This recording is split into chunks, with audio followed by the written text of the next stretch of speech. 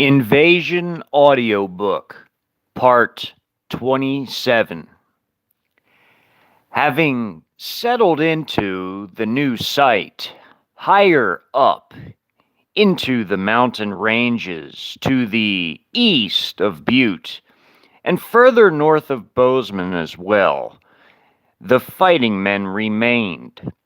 Roughly 200 of Joseph's original groupings and the 110 of the former guardsmen who had fled the Billings battle a couple days earlier, as well as with the nearly 300 remaining of Troy's men, had all been busy digging in, while Joseph had personally led his tiny group to investigate his previous campsite bunker complex further down an elevation closer to Butte itself, only then to have encountered a Chi-Com patrol in a firefight ending in near disaster.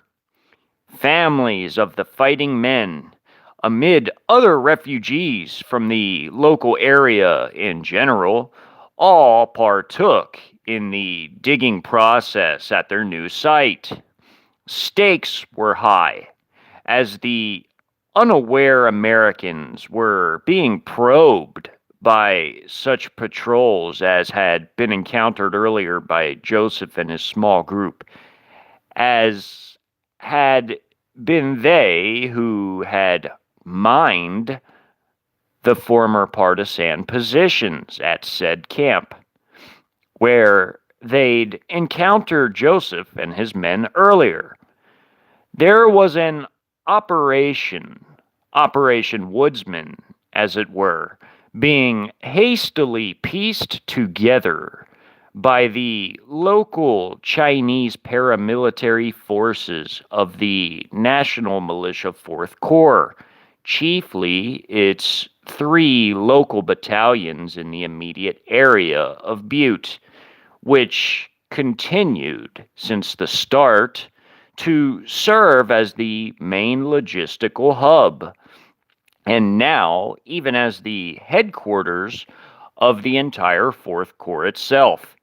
This, as its headquarters battalion was posted there currently, along with 2 of its many subordinate truck infantry battalions, both being 2 truck infantry battalions with the slightly heavier air defense artillery and anti-tank battalions supporting the rest of the truck infantry battalions, which were further west and engaging in combat along the state line.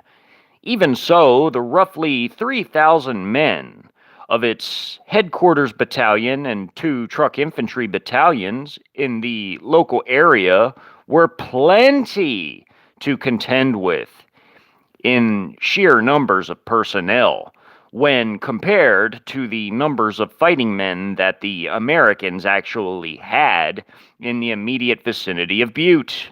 Essentially, the ratio was nearly 5-to-1 in favor of the Chi-Coms in terms of the personnel available and ready to fight. They also had artillery and air support and recon assets available to them as well, largely coming from both the Russian VVS and PLAAF, but also aviation assets from the Russian Army and PLA, who had forces further east in the guise of its 7th Group Army of the PLA. As for the 4th Corps of the National Militia Troops, these paramilitary forces were essentially light infantry forces who had access to light artillery weaponry in the form of mortars, anti-tank weapons, and 57mm air defense weapons that could be utilized against helos or against concentrations of infantry due to the ammunition impacting like several hand grenades at one time. Though it was preferable to fight these generally lighter equipped forces for the Americans, they could indeed still pose an enormously lethal threat to the partisans who sought to contend with their forces instead of opting to fight the heavier Russian army, PAP, or PLA elements who also operated in other areas of the region. Operation Woodsman would soon be underway, unbeknownst to Joseph and the others of the new amalgamation of American partisan forces.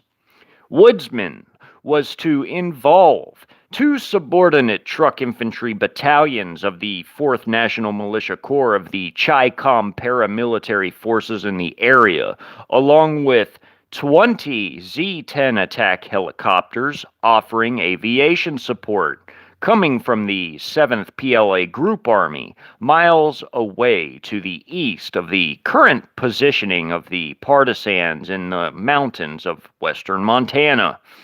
Currently, as Joseph, Troy, and the major of the American Guardsmen who had survived the earlier Battle of Billings, led their forces and even able-bodied family members to hastily construct their newest home higher up in the mountains. They generally felt safe for the time being, but they failed to realize that their enemy was a determined foe and would be pursuing them soon.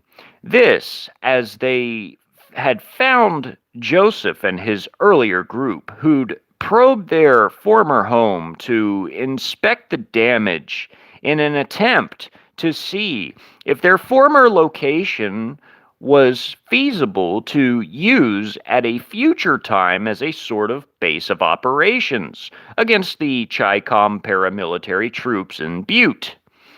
Finding out the hard way that recon operations were going on in the foothills, they then came to realize that real trouble was potentially upon them.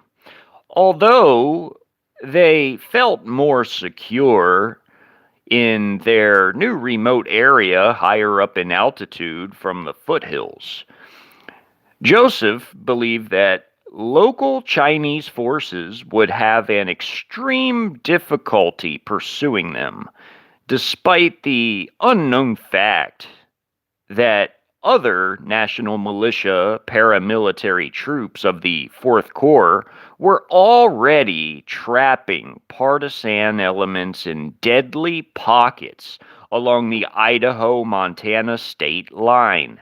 In short order, the same would be repeated upon Joseph and the others' mountain hideaway.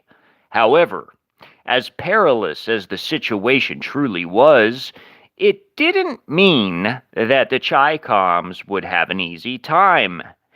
This, as the terrain evened the score ever so slightly, thereby preventing the use of ground vehicles higher up in the mountains.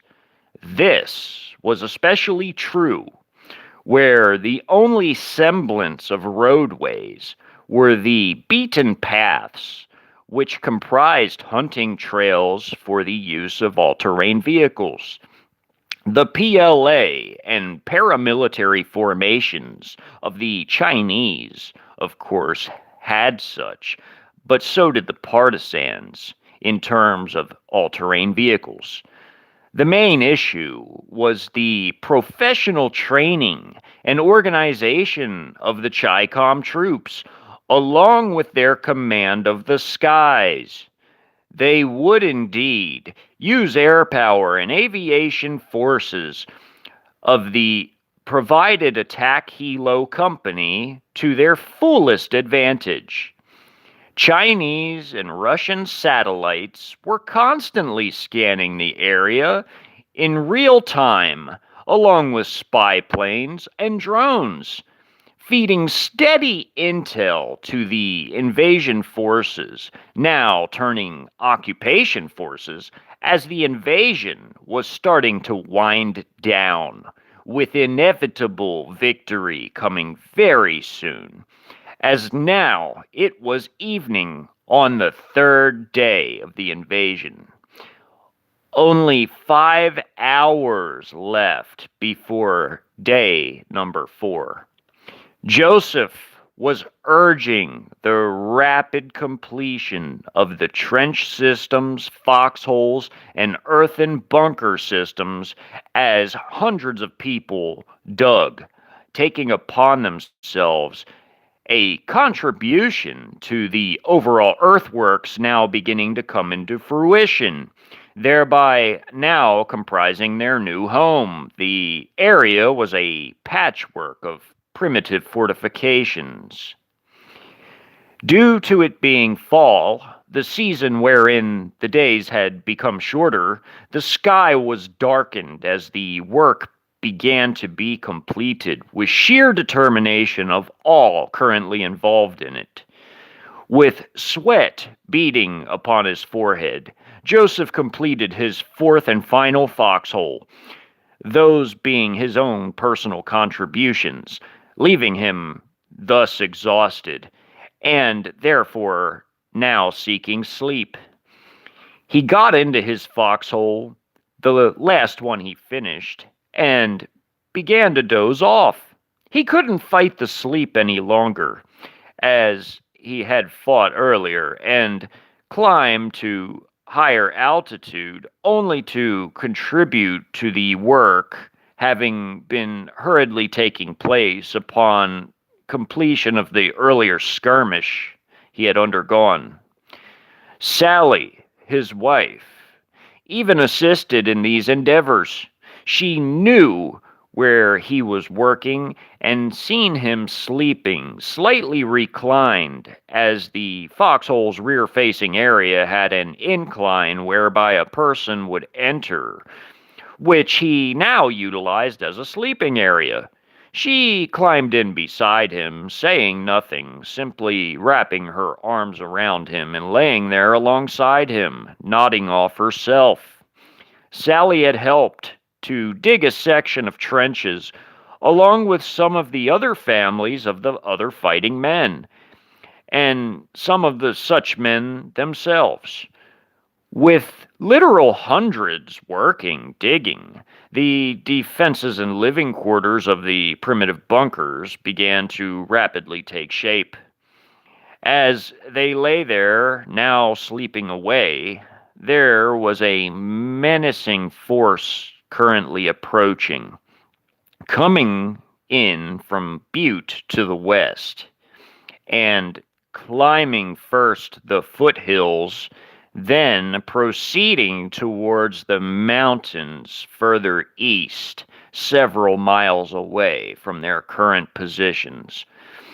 2 battalions of the truck infantry from the 4th Corps began to form up in their assembly areas and go over the preliminary assault plans according to their earlier intel as received from the MSS, or Ministry of State Security, and PLA military intelligence, providing the National Militia paramilitary of the 4th Corps with everything they required to carry out Operation Woodsman. The Lieutenant General over the 4th National Militia Corps of China had requirements for a hasty operation in order to finish off any remaining local resistance before the invasion had thus formally concluded. Thus was Operation Woodsman thereby cobbled together in short time to end enemy activity within the AO, alongside the cooperation of the PLA 7th Group Army, which itself, for its part, agreed to provide the aviation support with one of its attack helo companies from a battalion within its larger aviation regiment. There was a sharp desire to bring the invasion to a swift conclusion within the allotted time.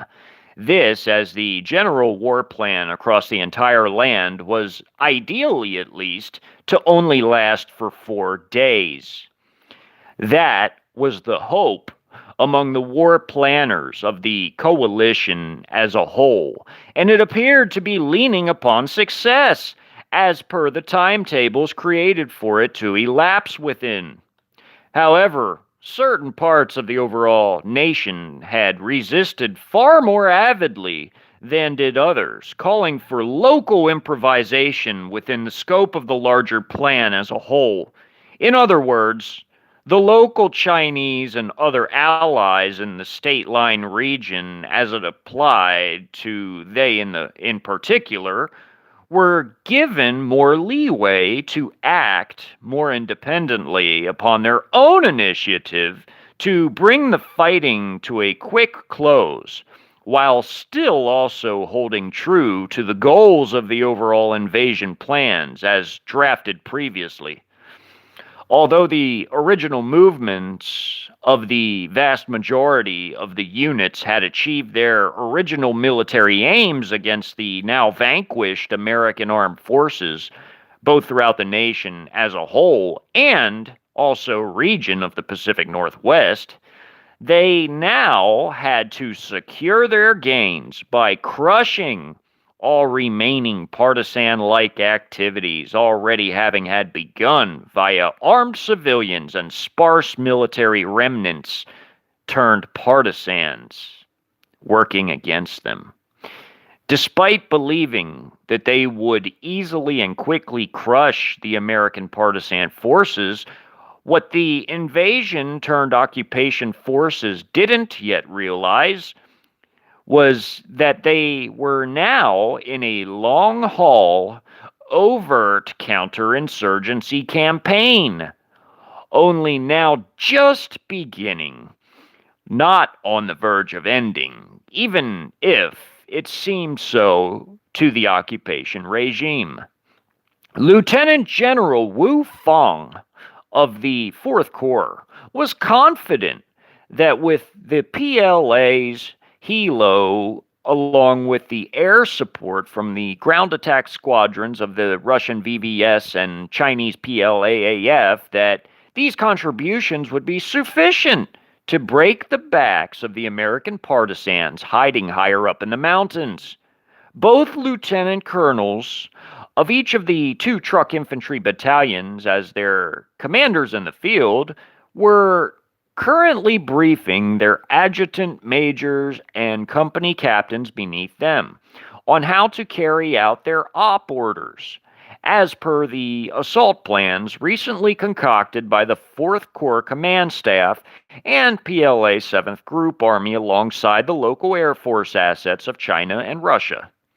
As they carried out their briefings just below the mountain fortress of the partisans, while they moved into position, there was a requirement to wait for the ground attack aircraft to carry out a preparatory attack upon the mountain, whereby, upon cessation of such, would come as well the PLA's attack helos, which would provide an aerial fire platform to provide necessary support for the ground troops, who by then would be charging up the mountainside to reach the Americans in their new fortified base camp. In theory, the plan was flawless, much like the earlier pockets having been subdued further west in the state line area's mountains. In the state line area, they didn't use helos, if much at all, minus the Russians providing some for medevac purposes, as the Chi-Com troops virtually single-handedly won the day on the ground, albeit with artillery and air support. That, along with the Russians on the Idaho side contributing to pocket liquidation that straddled the line as well. America was a vast landmass, so even with aviation assets never before seen en masse in a war between Chinese and Russian helo forces of their aviation assets, they were fairly spread out in the enormity that was America. Their usage thus far in the invasion was unceasing, as they were always busy providing support, suppression, air assault, logistical resupply, and medivacs for injured ground troops of the coalition. The aviation assets still, though, were immense at 2,200 helos. 1,500 were attack, and 700 were support utility, which didn't include naval rotary aircraft also being utilized. Just the invaders' Army and Air Force helos used initially.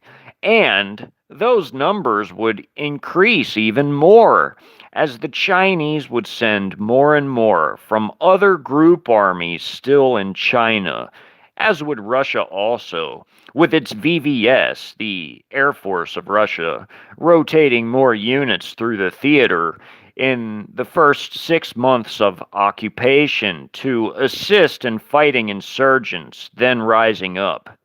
Other allies would contribute some as well, but nowhere near the size and strength of the Chinese or Russians. 20 attack helos of the PLA being sent for use in Operation Woodsman would prove extremely devastating for the partisans. The Russians agreed to stay and aid their CHICOM allies for 6 months before being pulled back to the new Russian territories along the Arctic Circle, including, of course, Alaska and the northern three territories of Canada, Yukon, Nunavut, and Northwest Territories, captured very early on by Russian forces. Upon some allies pulling out sometime after total victory, China would then fight a very long counterinsurgency against American partisans, regaining their footing a little bit upon realizing there was literally no other option but to resist or end up dead or in a laogai for life. Initially, the Americans would lose enormous amounts of lives, but they would begin to capture some enemy weapons and would also gain vital battle experience, with new partisans also being trained by not only combat veterans of prior American wars, but also by those who lived and learned the harsh lessons of the battlefield and thus became seasoned from it.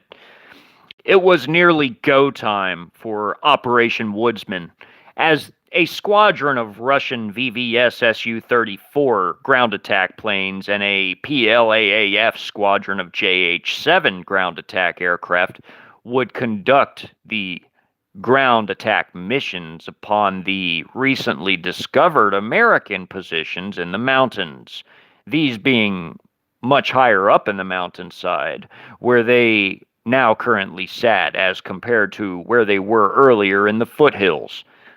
Of course, there was not yet any sort of viable air defenses amongst the partisan elements dispersed throughout the nation. However, as time would pass, weapons like the Russian SA-7s and Chinese FN-6s would be captured in small quantities, which would prove a credible threat to the occupation forces. For the time being, the air peril was far too great to the land-shackled partisans, with no air power of their own and no way to counter the invaders as of yet. Go time for Operation Woodsman, now only minutes away, rapidly approached as jet engines screamed across the skies.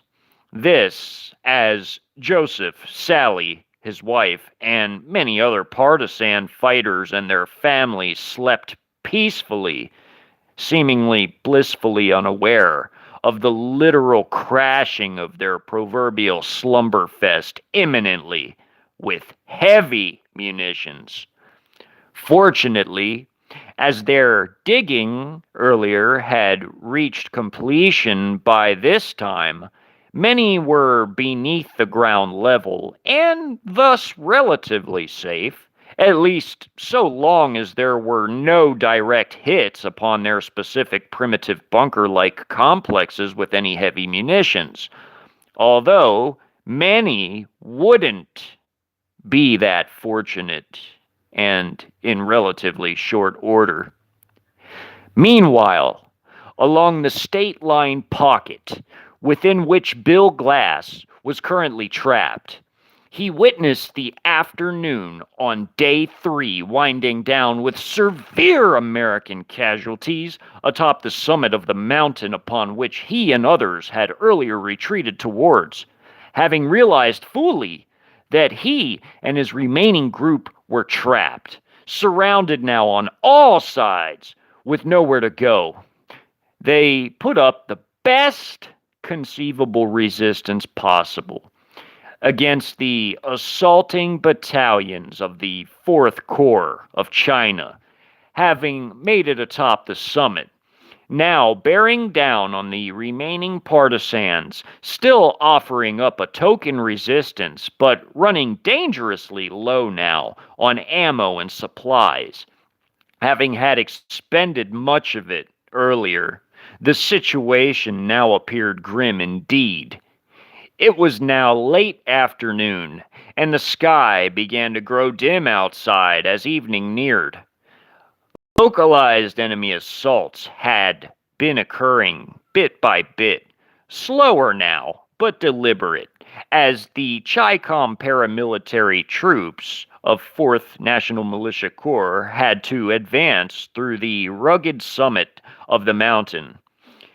Bill knew that many had thus lost their lives during this intense struggle to live itself, as the now surrounded mountain people had very little options left but to fight. Surrender or death? What difference did it make? Bill and the others felt it much more honorable to fall swinging. Sure, the hardy local mountain people were tougher than the vast majority of Americans were.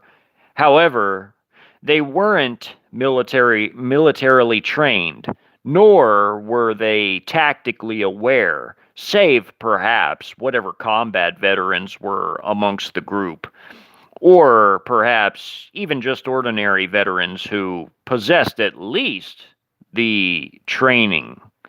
Missiles flew to and fro, coming from HJ-08 systems on tripods or held by certain personnel among the Chi-Coms.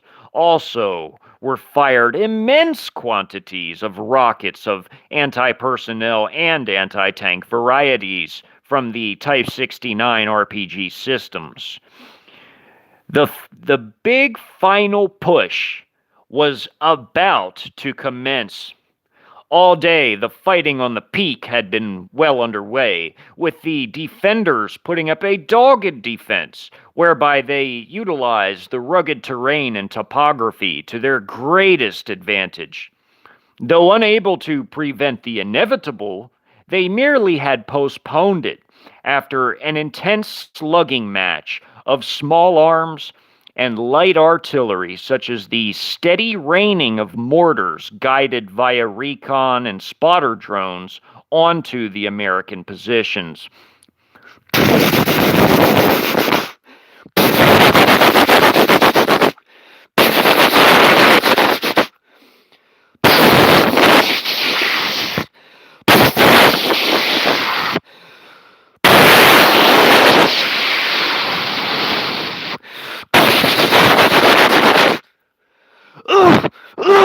Help me, God, please! Help me! Help me!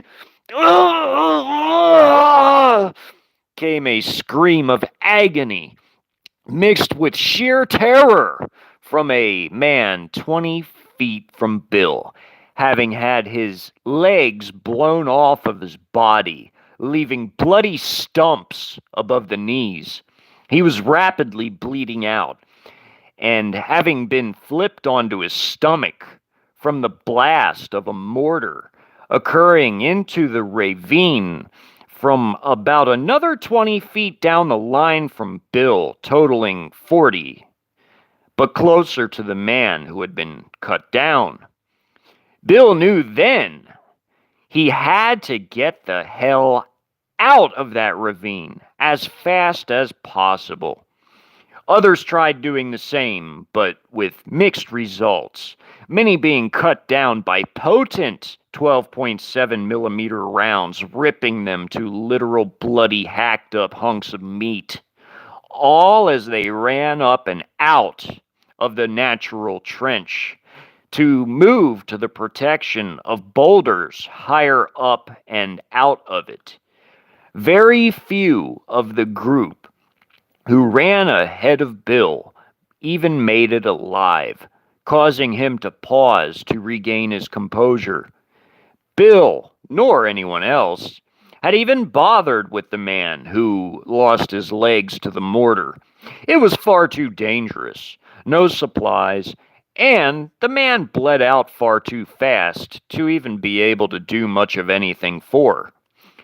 Only those who had been wounded earlier had been able to be evacuated and or even worked on medically, perhaps even saved. Unbeknownst to Bill, those wounded who had been carried down the other side of the mountain earlier had been captured in the process. The Chi-Com National Militia paramilitary troops were vastly more humane to POWs than were any other elements of the Chi-Com forces, and had taken the American wounded to POW hospitals in the Chi-Com Laogai system. And the Chi-Coms in general viewed wounded POWs as being more honorable than those who surrendered willingly and without injury. Bill, however, didn't want to mess around and find out, so he continued fighting as anything less would be an unnecessary risk to him personally. He finally made the decision, upon hearing more mortars striking merely a few dozen feet away from him, coming in close. Debris and shrapnel filled the air, flying all over, injuring Americans hiding behind or amid the topography and rocky features of the summit. As Bill emerged and moved back again towards his personal fallback point of the old remains of the once survivalist cabin earlier annihilated by artillery and airstrikes conducted upon the mountain, he fired his AR until he emptied yet another mag. By now, Bill had emptied the last of the ammo from his plastic baggie full and only had 3 magazines worth of it left in the loaded mags. He, until that point, had indeed been only taking well-aimed shots to conserve ammo, but it had become more and more difficult to hit any of the enemy forces as they too now began to enjoy the benefits of being upon the mountain top.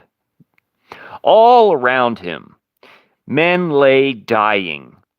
Even some of the women who had dared pick up a weapon to join the battle among the mountain people, trying to hold back the red tide of the invading enemy forces. Though unaware of the dire situation engulfing every single solitary corner of the land, these people focused desperately upon defending their tiny corner of it against a well-trained and well-versed in mountain warfare Chinese parallel military unit. Though essentially a light infantry styled home defense unit with missions similar to the American National Guard, these forces were handpicked as they had extensive training in the unforgiving, inhospitable terrain of the Himalayan plateau. Thus, with a nation of the size of America needing to be subdued, China tossed them into the fray for the special missions of clearing this particular area of the Rockies of all meaningful resistance, civilian or military, whenever and wherever such happened to appear. Men fired up or around the rock formations of the rugged topography, using the natural ravines and topographical features as ad hoc battle trenches and fighting positions. Blood now soaked the rocky soil of the summit as the harsh battle bled the Americans of their manpower and slowly but surely sapped their ability to resist, although not completely their will to do so, as they knew what the proverbial score was, so to speak, should they surrender willingly to the invaders. Though these Americans didn't quite know what a Laogai even was, they could quite easily imagine such places existed for them should they be taken alive. As Bill took a few carefully aimed shots at some of the Chi-Coms, perhaps now 300 meters away from his current position, he largely missed, minus striking one in his body armor on the upper part of it. This, as the Chi-Com had popped up from behind a ravine to fire. The round didn't kill him, but caused him to drop, most likely from the shock of the hit itself, and thus realizing what had happened. The others around Bill kept firing all they had, some being hit themselves, with injuries in the arms now quite common, with others coming to attend to the wounds. Several were hit in the head and perished immediately in the past hour that Bill had been in his current position. Elsewhere upon the summit, the battle raged within the long but narrow mountain peak. Mortars landed, occasionally claiming additional lives, as well as strikes of RPG rockets of both anti-tank and anti-personnel varieties, fired from Type 69s wielded by the Chi-Coms, with even occasionally one being return-fired from the American side. Captured weapons, earlier taken from deceased Chi-Com forces before their bodies and gear could be recovered by their fellow advancing forces. As the intensity level was nearly at its pinnacle, many dozens of Americans were being killed for each one or two Chi-Coms in return, with the wounded on the American side trying to continue to keep fighting, save those who had been injured severely, which most ended up bleeding out or died from shock due to lack of ability to conduct adequate battlefield emergency care, which itself was attributed to supplies largely having had run out and the lack of trained medical professionals who dealt with severe traumas associated with such injuries. Bill observed across the summit, barely protruding his head up to see what was occurring. Chi-Coms were making flanking maneuvers on their left, his right side, their left, seemingly carrying out a zigzag patterned assault on the positions as a whole. Classic textbook maneuvers, nothing unusual, but even so, its effectiveness was nonetheless devastating, though gradual as it was. They just reached American positions further ahead of Bill to his right. A series of large boulders, a few pine trees, and most likely a natural sort of ditch in the rock of the ground. They were being fired upon, but it was ineffectual as they disappeared now in front of the position they were to storm very shortly, having bounded at it quickly from their prior positions in a lower grade of topography of the rocky ground. They were supported by heavy machine gun fire from their machine gun teams and RPG rockets and some potent HJ-08 anti-tank missiles, which blasted some of the moderately sized solid stones above the ground into oblivion. But the large boulders they now were in front of were massive rocks that couldn't be destroyed by their current weapon systems in use, so they had to storm it, as they'd done previously, up the whole mountain, as well as their initial storming of the summit itself hours earlier. Bill, watching as rounds zipped and zinged overhead, some of them quite close above him, could see the position about 200 meters in front to the right of him. Through the smoke and literal debris fog of the intense combat, he then witnessed multiple objects flying over the massive stone from the other side of it. The Chi-Com forces storming the position had lobbed countless hand grenades over the rocky wall at their American foe, with the defenders taken by surprise by the sheer quantity of them, causing some to run up and out of the position to flee, only then to be literally shredded to hacked up bloody meat as rounds tore through their bodies, making a storm of blood splattering in the air, almost like a whirlwind as it flew in many directions from the 14 men who ran to and fro to flee the many hand grenades tossed in near unison at their former position. Upon the blasting of the grenades, those who stayed were annihilated or mortally wounded, with only several surviving, now in a daze, only to then be shot up by the two squads of Chi-Coms peeling around both sides of the enormous natural rocky wall to storm the trench-like system in the ground. Bill was almost dumbfounded, watching the slaughter now moving ever nearer. The Chi-Coms, as they came around, did lose one soldier and appeared to have had two others hit by American fire from other positions further back that were now trained on that specific spot.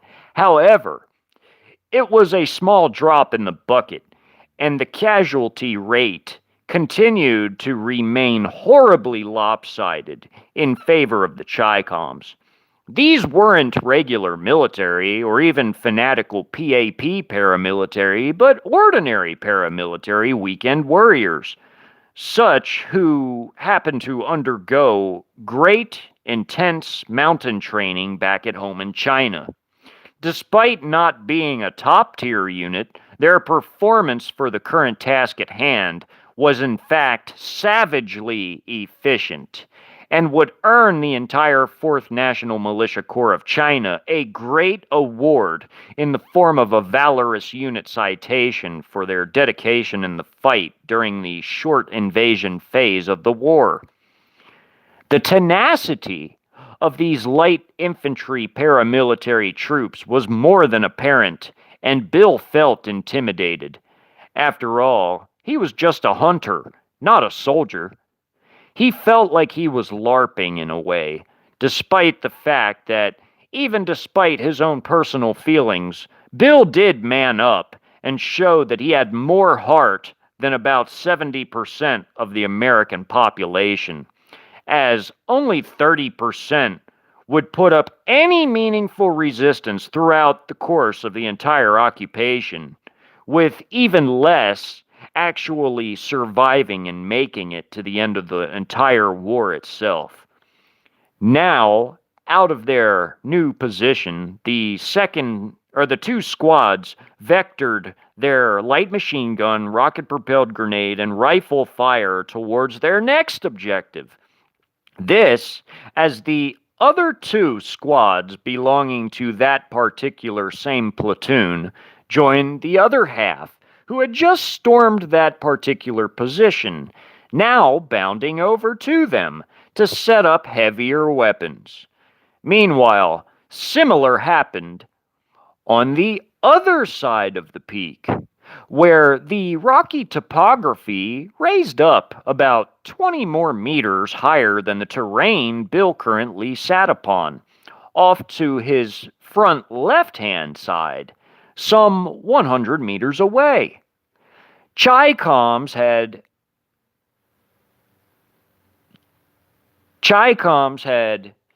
started to assault that position, but were meticulously working to clear the defenders hiding in the clefts of the rocks on the sides and top of the protruding higher elevated positions, as well as a few natural cave systems which served as perfect fighting positions for the defenders, thereby shielding the defenders from Chinese mortar fire and anything else that didn't directly hit within the cave systems themselves, which were, for their part, quite difficult to score any direct hits inside of them, as their entrances were partially shielded in some areas, making them smaller targets.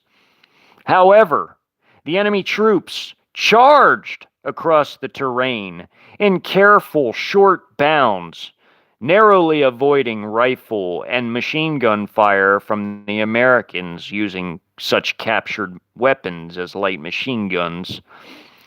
Up in one of the caves, who had earlier acquired a Chinese QJS 161 light machine gun with a few drums of ammo for it.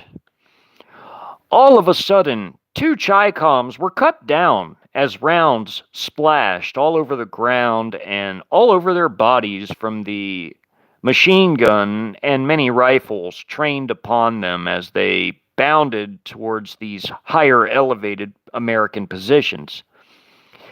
Bill and the others within his ravine, where he currently sat, although under heavy suppressing fire from other Chi-Coms themselves, did whatever they could to offer support. Despite this, however, there were other threats to their own positions coming now from Bill's front right-hand side. This was where the other position had just a bit earlier fallen to the Chinese, and now it was their turn. At least from that side it was. It was clear that the Chi-Coms were very carefully coordinating everything via drone-fed intel, radio, and perhaps other aerial reconnaissance assets elsewhere also. The drones were moving to and fro, at least the quadcopter ones in use, largely for both battlefield intel, but also to coordinate the mortar fire more accurately, looking for groupings of American combatants to direct the deadly rain of munitions upon. Already since the beginning, mortars had indeed played a prominent role in crushing American resistance in this particular battle, along with much heavier artillery and airstrikes which were conducted earlier, but the mortar was the perfect weapon for this type of fighting. It was far more surgical if guided correctly, and didn't throw massive amounts of deadly rocks, potentially causing friendly fire hazards in this terrain, now that the fighting was more up close and personal. These munitions were guided in so accurately by the drones that everyone did their best to fire at the drones to try to temporarily ward them off, if and whenever possible. Though, as arduous as such an ordeal even was, it was the only thing besides being absolutely still and not drawing attention to oneself that could even be done. Drones themselves were tiny and compact and flew high and randomly and were extremely difficult, if not nearly impossible, to accurately hit with small arms fire, although one was damaged and had to return to those who launched it. However, there were simply too many of them to effectively deal with, and it was such a situation to where it was literally death from all angles for the Americans. All in all, the fighting was similar in some ways to that seen in Afghan, albeit vastly more intense in terms of personnel numbers involved and the concentration of such into one specific area in this specific battle. Reaching the bottom of the raised up massive topographical rock feature, the Chinese now proceeded to meticulously storm the entire formation, looking for men in the clefts of the rocks and in the caves, getting in close and conducting clearing operations, not too dissimilar from the tunnel rats of Vietnam or Marines on Okinawa and Saipan trying to ferret out the Japanese from the caves. Now it was Americans being ferreted out and were being gone after with hand grenades, bayonets, or close in fire from rifles and machine guns. The platoon off to the right in front of Bill fired towards not only his current position, but also directly to their front towards other positions laying just a bit further back from Bill's to his right side and behind him. Directly in front where the two newest assaults were pressed from, several entire companies of Chi-Coms were well entrenched within earlier captured American positions, continuing to lay down ample supporting suppressive fire upon the remaining American defenders. Men were dying from mortars, rockets from Type 69 RPG systems, machine gun and rifle fire, and the occasional anti-tank missile also fired against them. Bill looked quickly for a way out of his current predicament, which was absolutely dire at best. Some tried running, some made it, some did not. It was now or never, as it was time to make a withdrawal from the area, and hopefully safely. "We should get the hell out of here!" screamed Bill over the cacophony of smacking and pelting of bullets hitting into the rock, and multiple intermittent blasts and debris flying and crackling as it landed all over the ground. Those lacking any helmets or any form of head protection whatsoever suffered immensely as a result of such. One man's right eye, yards away from Bill, was now out of commission from an airborne splinter from the rocky ground. Others were full of cuts and bruises, and some bled from gunshot wounds in their extremities, seeping through their makeshift bandaging currently. "Fall back! Go!" screamed another man, seemingly trying to take charge during the rapidly deteriorating situation. Without hesitating, they bolted.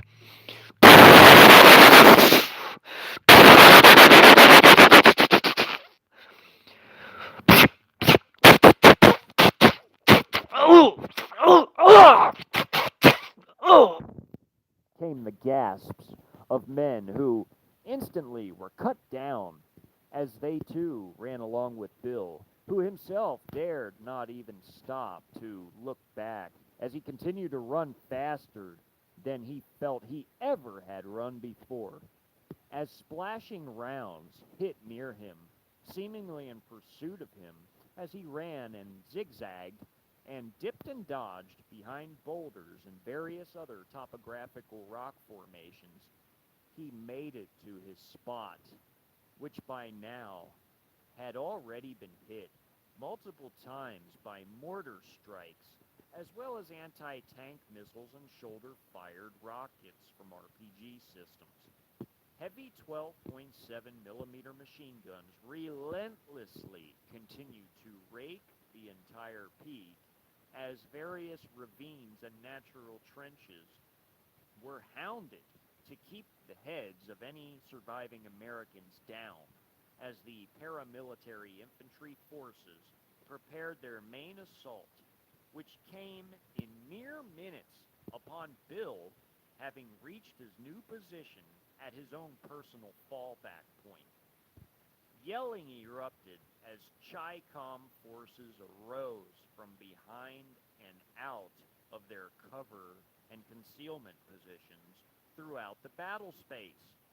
They, having had gradually throughout the hours of the day moved ever closer, thereby clearing out the entire peak of the mountain bit by bit.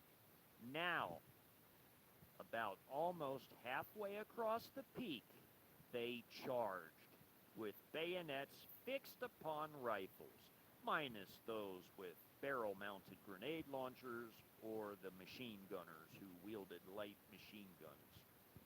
Bounding and covering while they charged, doing so carefully and tactically, they began to toss hand grenades into suspected American positions and jumped into some of the trench-like positions, conducting hand-to-hand combat in some areas, or in some cases in some areas, getting downright savage with their assault. Others fired their rifles, even with the bayonets attached, and while yet others fired light machine guns or Type 69 rocket-propelled grenades. They evidently, having cleared a large portion of the mountain top, surmised that now was the time to strike and bring the battle to its inevitable conclusion. Of the invading forces, the Chi-Coms in particular were on a timetable and desired, avidly so, to stick to it. Such was the case throughout the entire land under their assault and subsequent occupation following. The goal was, was immense rapidity, so great that the enemy would be confounded by it.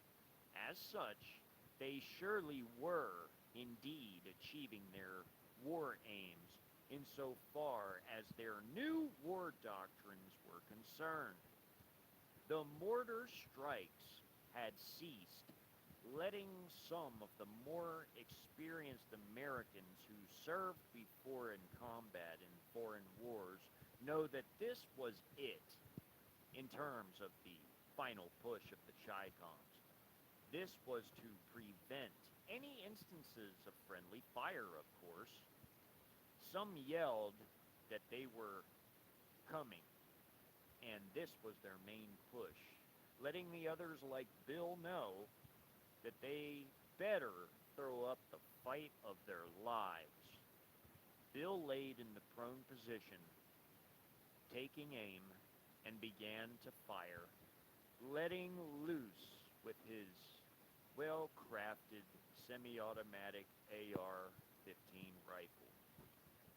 He may have hit One or two of the fast-bounding Chi-Coms, but they wore body armor and thus seemed to thereby have very little effect upon those taking his fire. Finally, however, a few minutes in, Bill did manage to catch one in the head, whom he had taken careful aim for. This, as the Chi-Com was straight in front of him, and therefore was a clear shot, easy to hit. This, unlike those who were more off to the side as he tried firing at them earlier. However, it was one of literally hundreds of attacking Chi-Coms, all of whom were jumping into the ravines and topographical features used as American defensive positions, now engaging in savage combat with not just bullets, but bayonets also, viciously stabbing many or flaying them.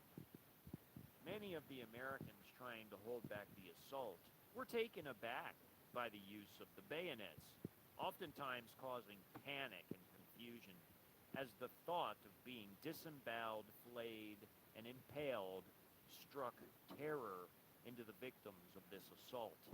Meanwhile, others did the best they could and fired upon those advancing Chi-Coms with everything they had left. Even a few grenades rustled from the earlier dead invaders, along with several remaining RPGs and light machine guns.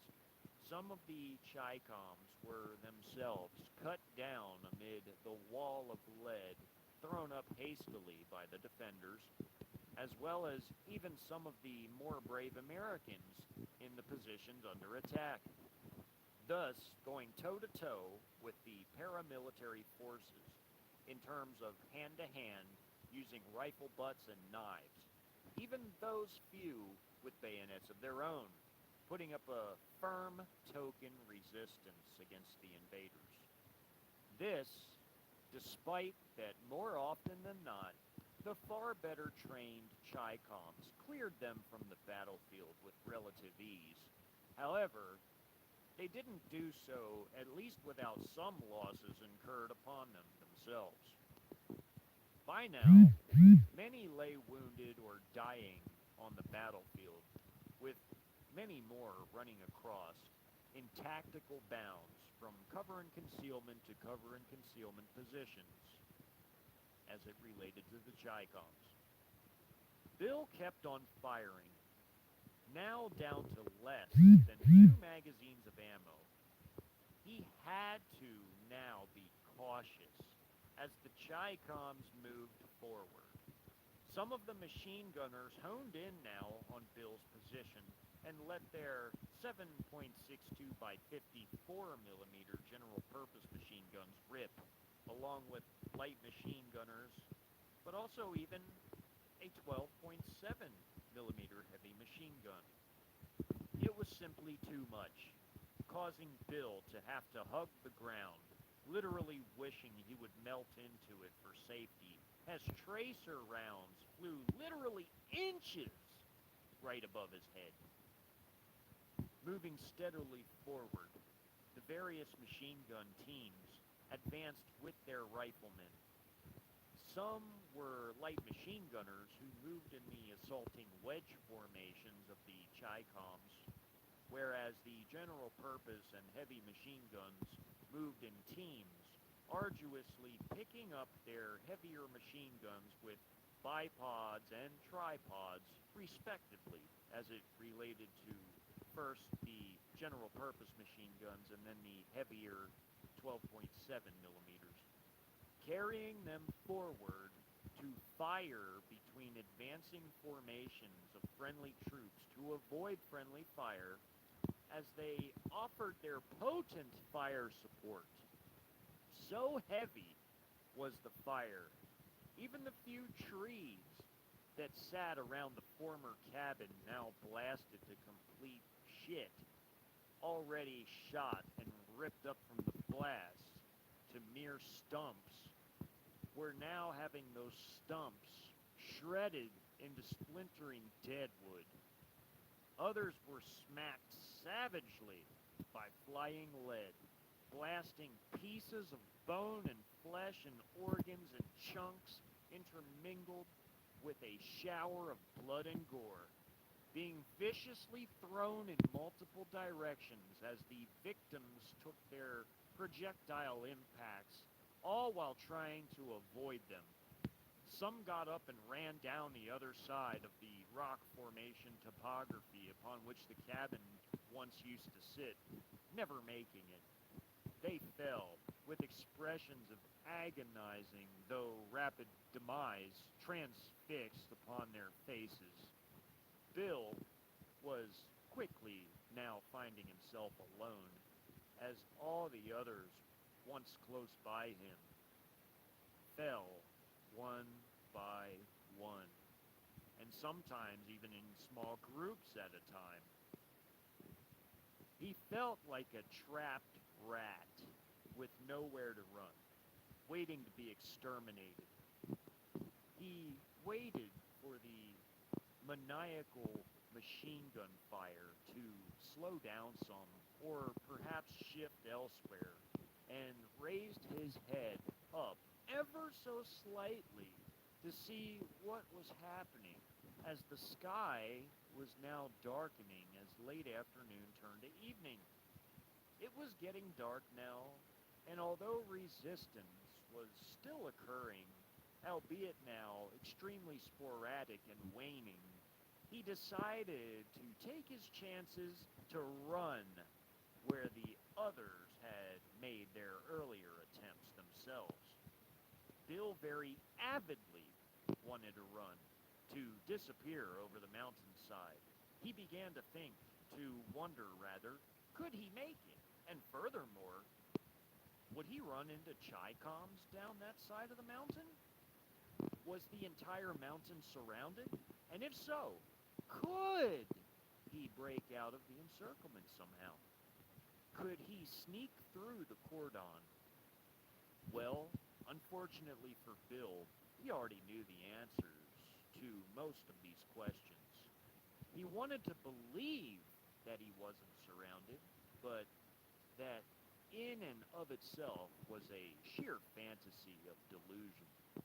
However, the only question he didn't fully realize was if he could sneak through the Chi-Com encirclement somehow. Unlikely, and highly so, but he was up for trying. If he could survive the current situation that he now faced.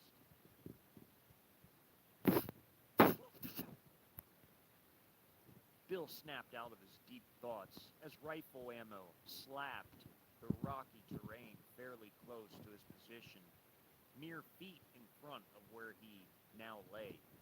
He then took aim and fired back, rounds of his slapping two Chi-Coms in their body armor, but also hit the arms and shoulder of one of them, who he hastily pulled the trigger multiple times upon. The troops he was exchanging fire with were only 200 meters away and closing in fast. The Chinese paramilitary forces were now mopping up the positions they had proceeded to capture, along with now opening fire on whatever other surviving defenders remained beyond the current positions they just captured and held from the Americans. By this point, several dozen American defenders remained still fighting, with more eliminated by the minute, seemingly, although it was more like every several minutes in the more literal sense. Bit by bit, remaining resistance began to peter out as formerly high volumes of American fire fizzled out into sporadic popping and occasional rattle-tats from the few light machine guns the Americans managed to take from the dead Chi-Coms earlier on and still possessed. One American tossed a grenade out of a hidden position amid where the Chinese forces currently stood, causing them to spray him down immediately upon revealing himself, with the grenade blasting upon several surprised enemy troops as a result, killing a few and wounding several more. It was a heroic self-sacrifice, but sadly in vain, as the Chinese had victory within their immediate grasp. Some of the tiny group of defenders left began to suddenly evaporate, in the sense of trying desperately to disappear into the darkening night sky, as evening manifested while the battle drew to its conclusion, to its final close, and the Chinese finished off the last pocket on the state line, officially, which had been one of many along the state line that they'd crushed only in a few days' time. This indeed was the last pocket to fall, and had been the toughest, with 1,000 determined defenders to vanquish. But the red tide of the massive Chi-Com paramilitary infantry battalions and one Russian tank battalion on the Idaho side of the pocket, and even two People's Armed Police battalions on the southern side of the pocket, were simply far too much to contend with. And not even the incredible natural defensive fortress of the mountains could stop this hellishly determined, well-trained and equipped, massive fighting force. As the few final defenders took their last shots before trying to flee down the other side of the peak, most were cut down on the spot, having given away their positions too soon before trying to take off in desperation. Of those who did manage to flee down the other side, they were all either captured or killed trying to do so. Bill and several others, only about 30 feet away, raised up to shoot at the continually advancing Chi-Coms, now bearing down on their final positions. Some were hit, but most not killed, simply wounded as rounds harmlessly impacted their vests mostly, or hit their limbs.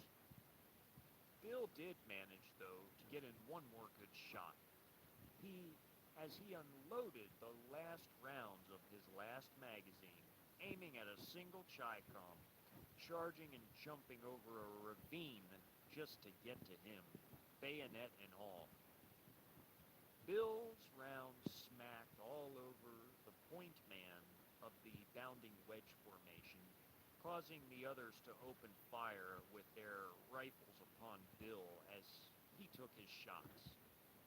Though his rounds hit all over the point man, including several to the head, thus eliminating him as the rounds hit his helmet and went into the skull, Bill in turn had his body utterly and completely saturated with 7.62mm rounds from the Chinese Type 56 rifles of the Chi-Com National Militia troops, firing from their wedge formation. Whack! It all went dark on Bill suddenly. All thoughts ceased. This, as a bullet tore through his skull, blowing out a large exit wound, ripping out brain and skull fragments with it. As Bill lay on the rocks, bleeding out from many bullet wounds, having had ripped up his entire body, Chi-Coms now loomed over his now still and bloodied corpse, and looked down at him, while a few other members of their squad left the wedge formation to check on their now-dead comrade, while another checked to see if Bill even could be saved, with rendering some kind of emergency aid, and thereby taken as a prisoner of war, only to find that they'd ended up eliminating him beyond even saving, as Bill had done to the point man of their own squad while in the wedge formation, then bounding towards Bill's then position. The other Americans that were close to Bill were also wiped out by other squads bounding in their own wedge formations, charging towards the end of the mountain peak. The last American positions, which lay there, were now being mopped up. Other platoons had brought their CCP party flags and national flags of China and portable floodlights, battery-powered ones, raising them atop the highest point now of the peak as a sign of victory in this mountain battle. Beyond this, the noise, most of it, nearly completely died out along with the last of the defenders, some of whom tried to flee down the mountainside to be caught or KIA'd, while others put up futile personal last stands where they stood and thus were cut down. Even so, it was now over. They now defeated the last significant American resistance along the entire Idaho-Montana state line area, at least for now. More trouble would arise during the occupation and counterinsurgency phase of the war that would come shortly after the official end of the invasion itself. The invasion phase was at the end of its third and next to last day. The fourth and final day was merely several short hours away by this point. End part 27.